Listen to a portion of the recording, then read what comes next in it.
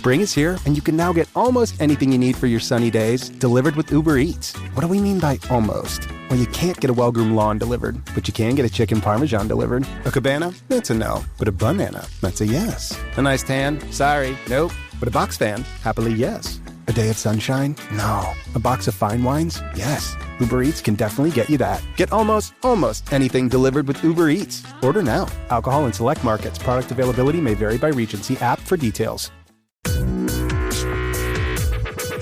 Drink it in, drink it in, drink it in, man. It is picked up by the Lions, coming back right side 25, picks up a block at the 30, to the 40. Drink it in, drink it in. Drink it in, drink it in, drink it in, man.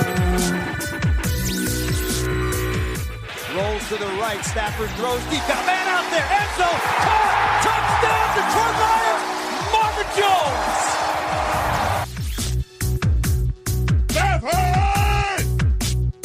Drink it in, drink it in. Touchdown, Detroit Lions!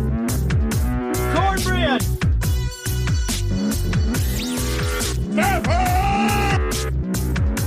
Drink it in, drink it in, drink it in, man. Detroit Koolaid drinkers, what is going on? Wednesday, we are in the house. The draft is behind us. Gosh, the world is still upside down. Seems to be getting back to normal to some degree, but still a little ways away. Football, I think the first preseason game is 3 months away, but we don't know what those 3 months hold, what will happen. But we know the Detroit Koolaid Cast is here to talk to you guys today, as we always are twice a week here on our Wednesday show. I got some hot takes, some over-unders for Grifka. We're going to talk about the schedule, work our way through half today, half on Friday, give our predictions, give our takes. And I might have to mention to Grifka the virtual great debate that went down this past week here on the Koolaid Cast as well. Get to that here in a moment. Grifsky, how are you, buddy? Oh, man, doing good. Doing good. It's nice to talk to you in person again. Oh man, social distancing, Grifka. So we had couple crazy shows last week. The great virtual debate where I came in here on Wednesday. I bashed on you like I do from time to time here on the show. Talked Lions as well. Tried to entertain the people, and then you did the same on Friday. You beat me up for a whole bunch of things. I mean, you had a couple Lions takes. Pretty much the same old that you say here on the show. You bagged on Jared Davis. You told me how bad Taylor Decker was. All that type of good stuff. Grifka, I think the people have spoken. I put a poll out, hashtag Team Oakree versus Team Grifka, and it was about 70-30, bro. So, I think I got you on this one. You got any last words after I took you out this past week? Nope, but I just want to say thank you to our listeners for voting. I do appreciate it. I know Derek appreciates it. It kind of lets me know where I'm at. I think I'm going to sign up for a correspondence course on how to debate, because I know that came through. Griff needs to learn how to debate, so I'm going to do that. Maybe they have to do that with social distancing. Maybe do something like that. And Derek, if we ever do it again, then maybe change up my tone a little bit, change it up. Maybe the fans will agree with me. Griff, did you get a couple friends and family to get on that poll and get you a couple votes? Because you were down in the teens and then you got up to about 30. So I think there were some shenanigans going on there. What I was trying to do, actually, I'm trying to figure out a program where I can just go in and get multiple votes for me on any poll you put up there. Right. I'm still tweaking that. You know me, I'm not a computer genius by any stretch of the imagination. Right. But if anybody's out there that can help me with that, I would appreciate it. This is where you give a cheap plug, Grifka, for your Twitter. Oh, yeah, that's, once again, my Twitter's @Grifka, DKC. Grifka, I think you can call. To, give me a call at 989-272-3484. Just leave a message, and I'll get back to you. That's the Detroit Koolaid Cast line. Grifka, I think you might need to call it Washington, D.C. They might be able to help you with those poll results that you want. Anyway, let's keep this thing moving, Grifka. Like I say, we had fun last week, a little bit of a different show. We'll see if we ever have the smack off the Detroit Koolaid Cast back and forth, but we have it every week here on the show. Grifka, before we get going on this schedule, I got to talk to you about a couple things that I got here that I want your opinion on. People might have heard some of these on my Believe in Lions show. That's spelled BLEAV in Lions. That drops on Monday on any podcast platform you want. But I gave my thoughts on these. I just start a couple of them for you. So, Grifka, I want to know Kenny Golladay, a top 8 receiver in 2020 in the NFL, yay or nay? Hello? It's a contract year for him, and it's a contract year for Marvin. But gosh, the way they're using him, I could say yay on this. I would have to say yay. Wow, it shocks me. It shocks the people out there that you would say yes on that. Top 8 Grifka is an absolute top shelf, no doubt, the best of the best. I mean, you know, I got man love for Kenny Golladay. I've been repping him for years now, and I can do it. There's probably 6 to 8 names I could rattle off the top of my head that I put above the guy, but I'm not going to say he's Lions good, because obviously that's an old tired gimmick that like Matt Derry and you've used from time to time, but he's a ball player, but I probably got him in the 12 to 15 category when you're talking about overall receivers. A lot of dang receivers in the NFL, Grifka. Next one. Yeah, there's a lot of them, but he's it's his first big contract. He's been producing. So it might be one of those things, we've all seen, the movies where guys get in the huddle and they're like, come on, I'm open. You've even heard those stories, and Terrell Owens used to do it, Jerry Rice used to do it, Michael Irvin used to do it. It's just like, yeah, I'm open, just throw me the ball. And if it's one of those things, if the guy's catching it, they're gonna continue to feed him the ball. So if Kenny Golladay, he has a dropsy here and there, but mostly he catches stuff thrown his way. So if he's producing, he might get in the huddle and staff and like, hey man, I'm open, just give me a chance, give me the ball. And yeah, so it could lead to the stats that put him up in that top 8. We'll see. Those are lofty expectations. He's been proven every year, but top 8 overall. There's a lot of dogs out there, Grifka, when it comes to receiver position. Kenny is a dog, but I don't know if he's a top 8 dog. Let's keep this thing moving. Grifka, I can't wait to hear your thoughts on this one. What about this guy? I don't know. We took him in the second round at pick 35 overall. His name is DeAndre Swift. What about him as the ROY, Rookie of the Year? Can this happen? Is this just crazy hyperbole? Talk to me. I don't think he will be. I think he's going to have a really good year, and he'll be one of the consummate, on the all-rookie team. He'll be a running back on that. But still, I think it's one of those things where a lot of it's skewed to quarterbacks. So even if Joe Burrow has a decent year, if Tua has a decent year, something like that, they seem to get more, quarterbacks obviously get a lot more headlines and more, spotlight than the running back. Especially, I still think the Lions are going to try to use Kerryon.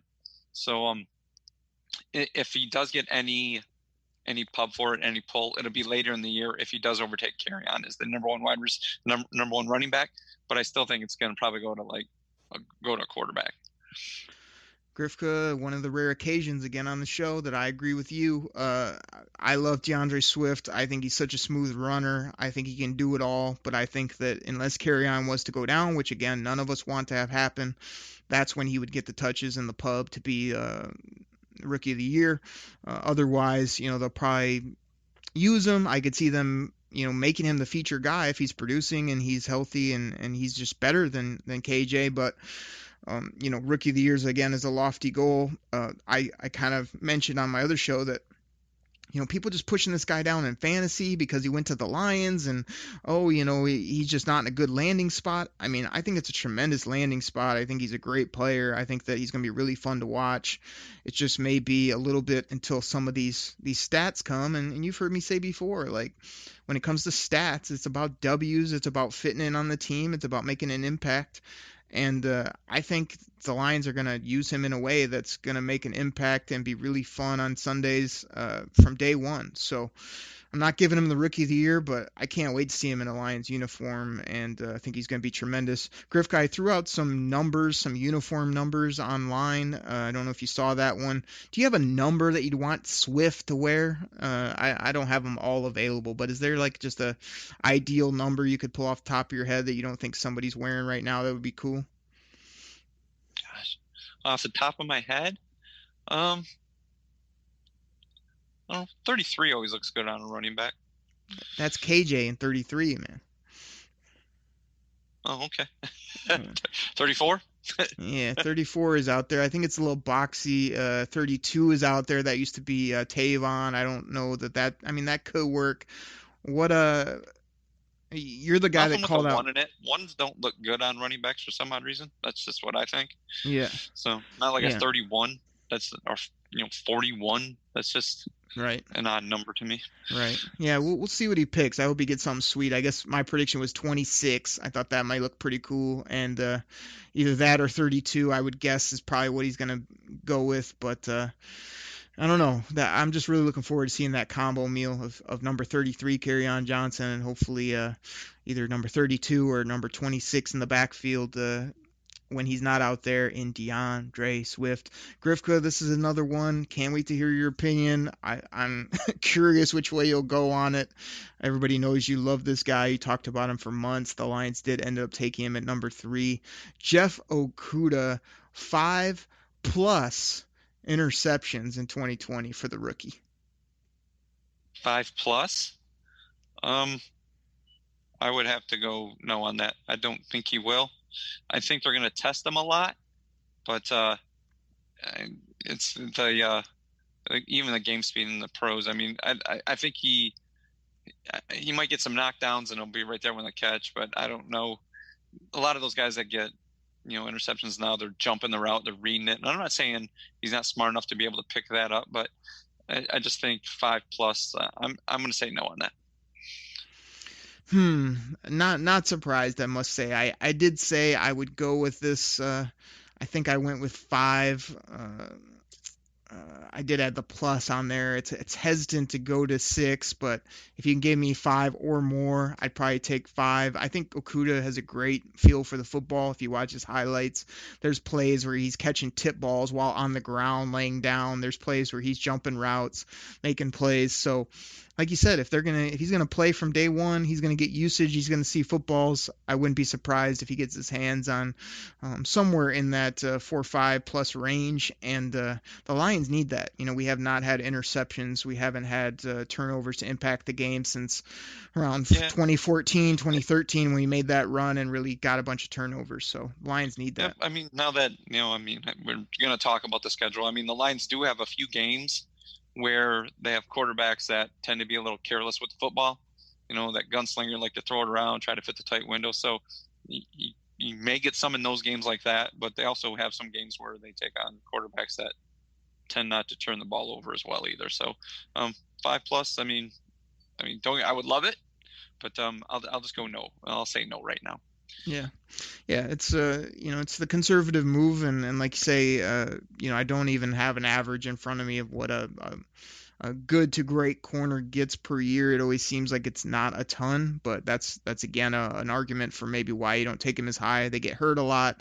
They really don't get their hands on as many footballs as you would think, but I think most people are just hoping Okudah can lock down the number 1, number 2 wide receiver as well as be physical in his tackling, but that's not good enough. Like, we can't just have, coverage and not be getting after the quarterback and not be getting turnovers, either fumbles, picks, whatever it may be. I hope that Coleman is punching the football out in 2020 because we're definitely going to need some of that. So we'll see what happens. I mean, I think all those are real aggressive. Kenny in the top 8, Swift is the rookie of the year, offensive rookie of the year, and Okudah getting 5+ INTs, but hey, man, this team needs ball players. Those guys are all good football players. We need them to play big. So we'll see what happens. Grifka, let's go ahead and take a break here. When we come back, we're starting with the preseason, and with week 1, we'll work our way halfway through the year here on the Wednesday show, and then we'll finish up on Friday with the rest of the schedule.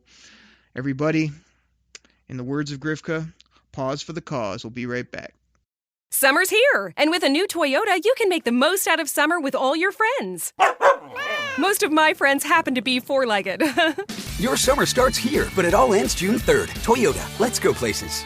Dealer inventory may vary. See your participating Toyota dealer for details. At Sephora, we know how you love to use makeup, skincare, hair care, and fragrances that work for you, but also how important it is to be in the know about the ingredients that are in them, which is why we created Clean at Sephora. Curated products from brands like Merit, Amika, Summer Fridays, and Fleur that have everything you want, minus certain ingredients you might not. Clean at Sephora is only at Sephora. Shop now at Sephora.com.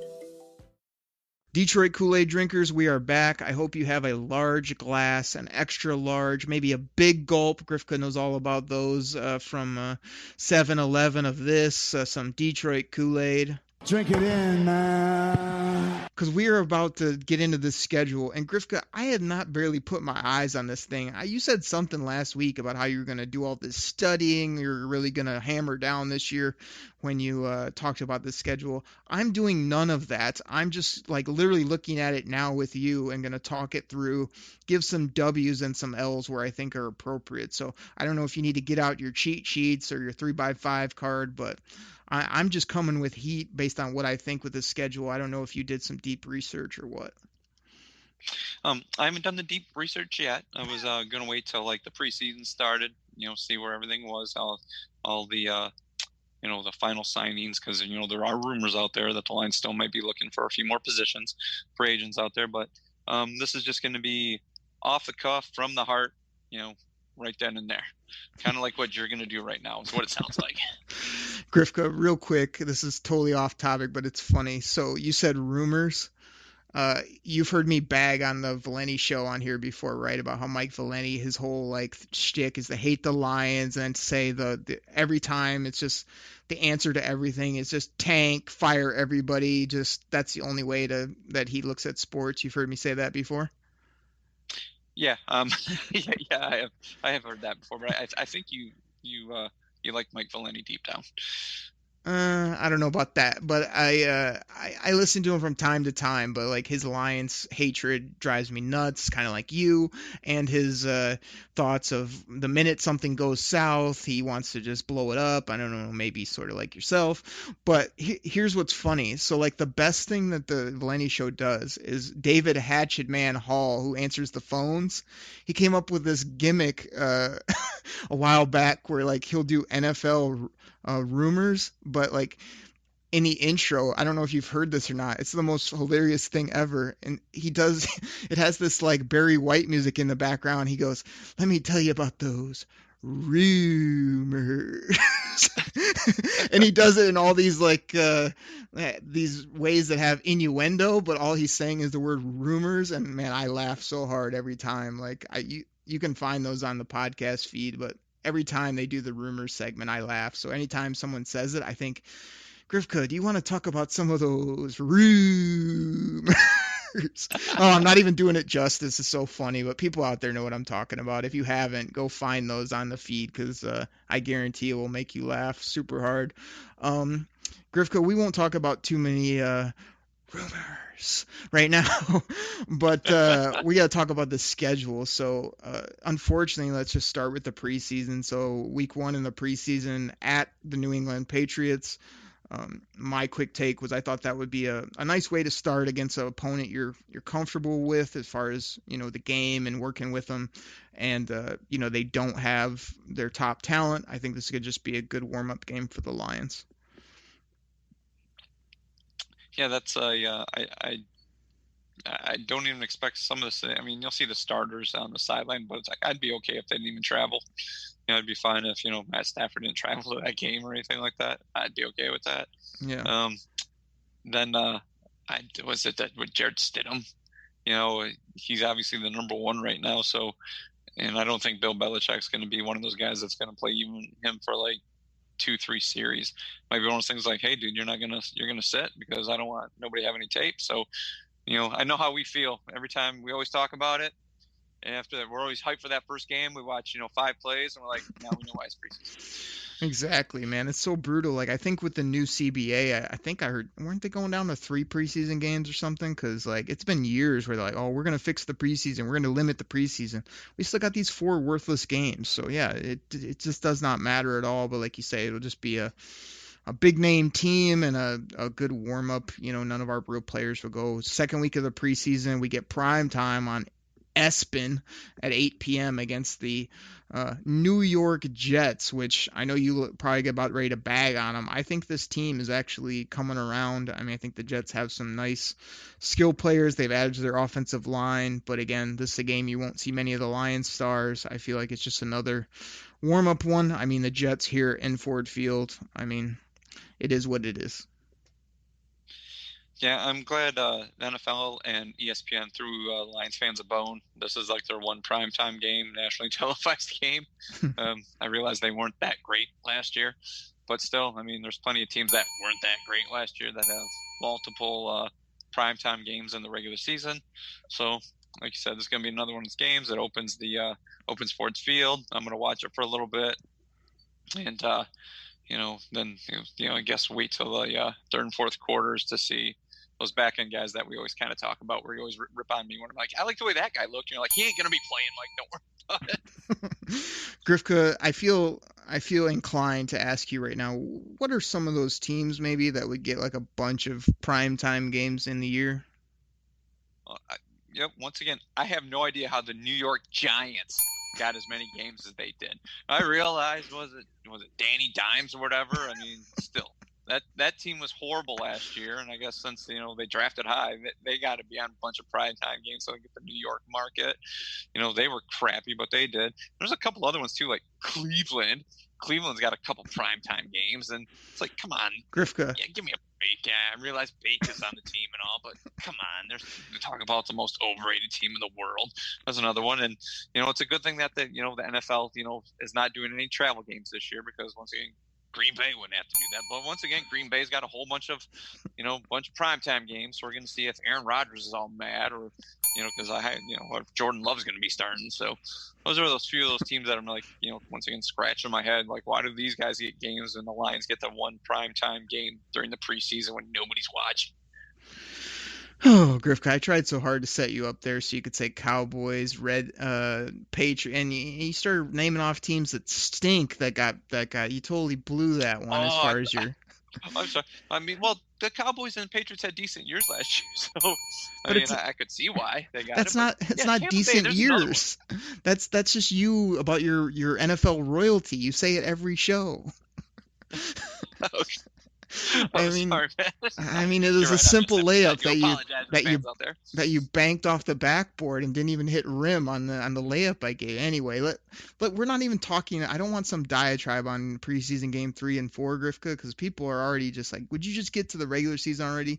Week 3, we go at me, so hopefully none of our people will be out in South Beach and rested.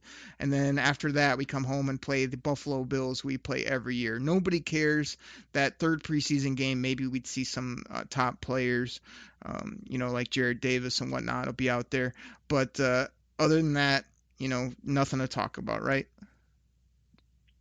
No, because not really. Oh, good. Did Stafford even play in the preseason last year? I don't even know. Like, say it was so stupid. So. It means nothing, but I think he saw like a series maybe. It's just a waste of everyone's time. Grifka, let's stop wasting everyone's time. Week 1 of the NFL season, if fans are allowed, me and you will probably be at this football game. Sunday, September 13th, the Chicago Bears come to town to play the Detroit Lions at Ford Field. What do you think about this game? I mean, I was surprised to see an NFC North rival come in week 1. I don't remember the last time that's happened. It was not on the leaked schedule that I had on Wednesday. This was a total threw me for a loop. What do you think about this ball game? I love it that they're opening at home against the Bears. And it's going to be one of those games, once again, where there's a lot of Lions fans there because, it's early in the year. And then you always ask me, it's like, that's why I like to go. It's always rocking. And plus they're playing the Bears. And I know a lot of Detroit fans hate the Bears. And I think the Bears are one of those fan bases. They have like this, thought of themselves that, they think that, their team, should belong in the upper echelon, with the creme de la creme, George Hallis and Dick Butkus, but they generally suck, so I don't know. Those fans are just that way, bumping into them. I don't know too many Bears fans that I like. So I'm glad this is the first game. Oh my gosh, there's so many ways I can go with that. First of all, I got a follow-up question for you. But first of all, I want to say, you said something about you like to go to that first game because it's rocking. I mean, is it that, or is it because you like to go to that game because usually by week 4, 5, or 6, you've probably basically quit on the team. You're telling me every week here on the show how much you hate this team and why they're no good. And because you're a pansy, every time we go to a tailgate, I go, Grifka, it'd be great to go to a game in like December when there's snow everywhere and it's freezing outside. We got the grill going. And you're like, nope, I just want to be out here in the fall when it's the first game. Everyone's optimistic. I mean, isn't that what we go through every year? Am I right or wrong? I'd have to agree with you on that. And the second follow-up I have is like, you got to spend at least a couple minutes talking about, I don't know, this guy that plays quarterback, or at least used to, for the Chicago Bears. I mean, tell the people about his name, how it's similar to what you might call a pet at home, that whole shtick. Yeah, Mitch. I mean, that's what they brought in Mitch. Now, granted, the 2 games he had against the Lions last year, that's were like his only 2 games. But still, I mean, Mitch ain't that great. I mean, that guy sucks. And I don't think he's going to be starting week 1. I mean, it's like, give me a break. I mean, yeah, see you later, Mitch. That was a waste of a first-round draft pick. And the worst part is the Bears even traded up to take the guy. It's not even a first-round pick, Griff, because that's 2 overall. You get pissed when the Lions miss at 20 or in the 50s. I mean, that was number 2 overall on a trade-up for that piece of garbage. Oh, man, I'm with you. I think Nick Foles will be playing, no doubt about it. We got to keep this moving. I got a W for the Lions. What do you got on that game, Griffka? The way too early predictions. That's a dubski, no doubt, especially because we're in the building. We've got at least an 80% win percentage, I think, when we go, for the most part. Let's go to week 2. We head to, I don't know, Grifka's favorite city. He loves the people. He thinks last year was such a tremendous experience, which it was, until the fourth quarter when we got screwed and we lost a huge football game that I was freaking livid about, and you were jolly McGiggles as we were heading out of the stadium, thinking it was the most jolly time you'd ever had, and we freaking lost our season. We head to Green Bay, Grifka. This is a revenge game to me. This is, hey, we don't care who you are. We don't care if the trophy was named after you. We're coming in to rip your head off game by the Detroit Lions. It's a W for me in Lambeau. Get the hell out of here, Aaron Rodgers, you old piece of waste of space. Wow, W. You're going W straight. Oh, Dubski. Wow. Like we should have had Ah. last year when we should have blown them out. Gosh, I would love to say W, but I'm gonna go with an L right here. Grifka, I'm just telling you right now, first play of the game at Lambeau this year, flea flicker. Again, back to back 2 years in a row. I'm calling it now. All right, week 3 at Arizona. We play them every year. It's an annual meeting between the Detroit Lions and the Cardinals. This is our 1-4-25 game. We head down to the big toaster oven there in Phoenix to play the Cardinals, everybody's new favorite team. Oh, Kyler Murray, he's going to be so great. Oh, look at all these weapons he has. Yeah, we haven't heard about weapons here in Detroit, have we? Okay, you got DeAndre Hopkins. Congratulations. What about the other 7 receivers that you've drafted in the first couple rounds? Where are they going to be? Nowhere, because you still got old man Larry Fitzgerald running out there. And, oh, by the way, okay, you added Isaiah Simmons. Another congratulations, as Grifka would say. But who else you got? You got nobody. I mean, this is a road game. I see people taking the Cardinals thinking that, oh, they're going to be the new hotness in the NFL. No, they're not. We went down and smacked them last year. Kyler Murray ain't going to be that much better. Give me another Dubski for the Lions. 3-0. Wow. Jeez. I thought you liked Kyler Murray. No. I said he might revolutionize the game and he might be a fantasy stud, but I backed off on all that. I hate that little midget. Wow. There's another one. No Lions team ever seems to play, that great there. I mean, yeah, last year they played great for 3, and then they let the Cardinals hang around and come back, and we ended up with a tie. Gosh. Okay, but I really don't like the Cardinals. I still think Kyler Murray's not that great. I'm going to give him a win. I'll go with a W on that guy. Well, I got to change the music. Yes. Okay. We got 2 wins out of Grifka here, and we're into week 4. The New Orleans Saints come to town. Drew Brees, Michael Thomas, pretty nasty defense. Ford Field home game. I'll throw it to you this time first, Grifka, the old waffle maker. What you got here? Are the Saints going to come in and beat us up, or are we going to pull a rabbit out of the hat and get a big win before the bye? Yeah, I'm going to go with a loss on this one. I think the Saints I think they're too good. I'm going to go with a loss on this and be at 2-2 going into the bye week.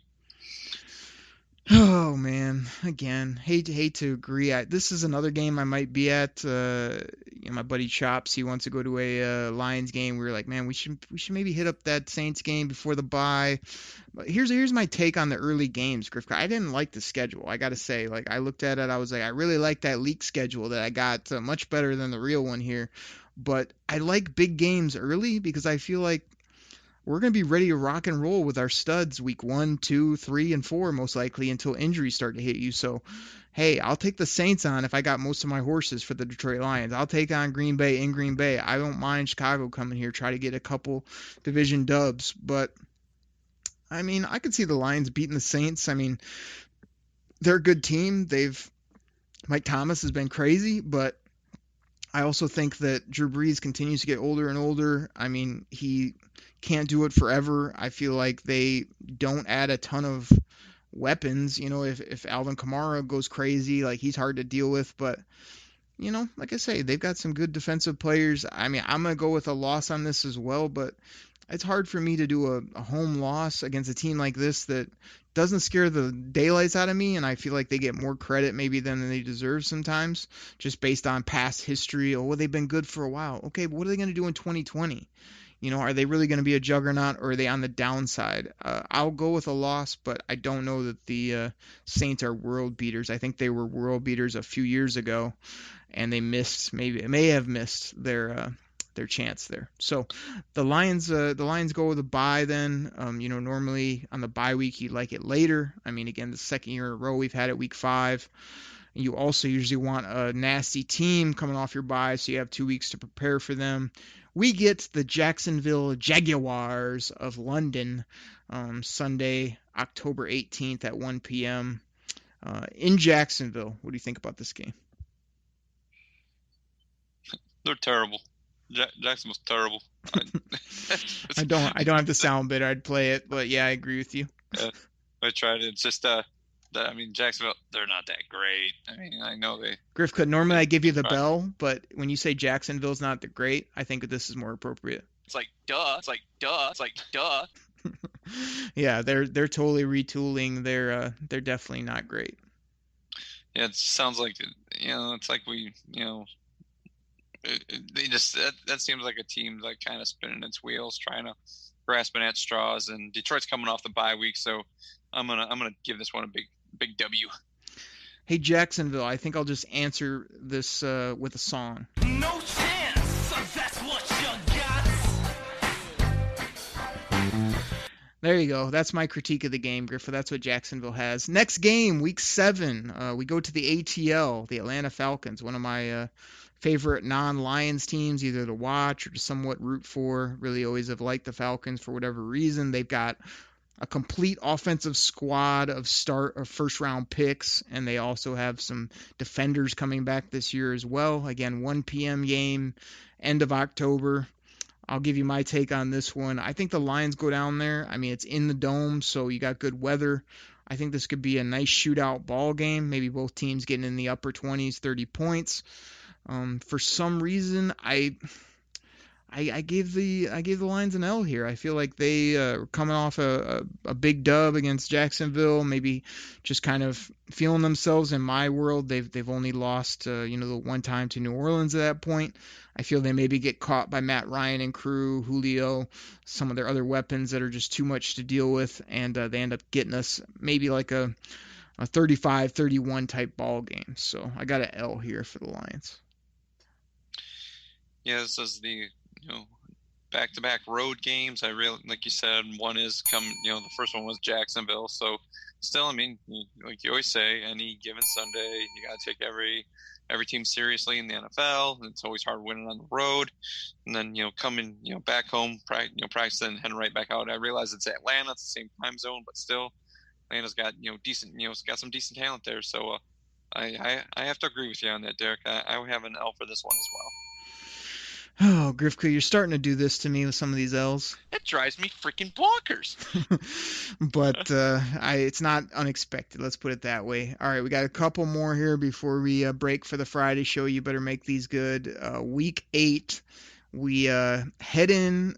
We have the Colts, the Indianapolis Colts coming to Ford Field. I mean, again, sometimes I wonder how the Colts are even good. I can never name barely any of the players on their team. Everybody talks about their offensive line. I always think, okay, they've got Quentin Nelson and who else? Because they act like they're these road graders, and it's basically just that one player that they have up there, and then Costanzo, who's been okay at left tackle, which, like I say, isn't a bad thing sometimes. I mean, he's about as good as Taylor Decker is for us. But, I mean, they got Phillip Rivers coming in there. I mean, they've got old man T.Y. Hilton, but he usually makes plays. They got Jonathan Taylor, the Grifka's favorite running back in the backfield. I mean, what do you think about this ball game? Short and simple, this is a W. This is one of those games I had mentioned earlier where they have a quarterback who tends to be a little careless with the ball and likes to throw it around. And I can't see Phillip Rivers changing his spots, become like the consummate hand the ball off to the running back guy. Because he even had some decent running backs out in San Diego, and he still seemed to just chuck the ball all around. But this is going to be a W for the Lions. Yeah, I've got this as a win as well. I think that it's a team that doesn't put the fear of you when they come into your house. They do have some good players. I like some of their, the Colts coaching staff, as well as they seem to have a good GM. He usually seems to have pretty decent drafts. But, I don't know that Jonathan Taylor's going to be running all over everybody by midseason. I think he's going to be good for his career, but I don't think he's a guy that's going to just set the world on fire from day one. It could be wrong about that. And then, like you say, the Lions we got as many weapons on both sides of the football as they do. I think that it's home game. It's just the Colts. It's not some big, storied franchise or some top quarterback. Like you say, Phillip Rivers throws us the football quite a bit. So this could be one of Okuda's 5+ interceptions. Grifka, I could see it. And a dubski for the Lions. So let's do one more here before we get up out of here. The Minnesota Vikings, us going to Minnesota. Really think the Vikings played really, above their head last year. They've traded away Stephon Diggs. They've still got your boy Kirk Cousins at quarterback. I mean, he's not that... Yeah, he's not that great.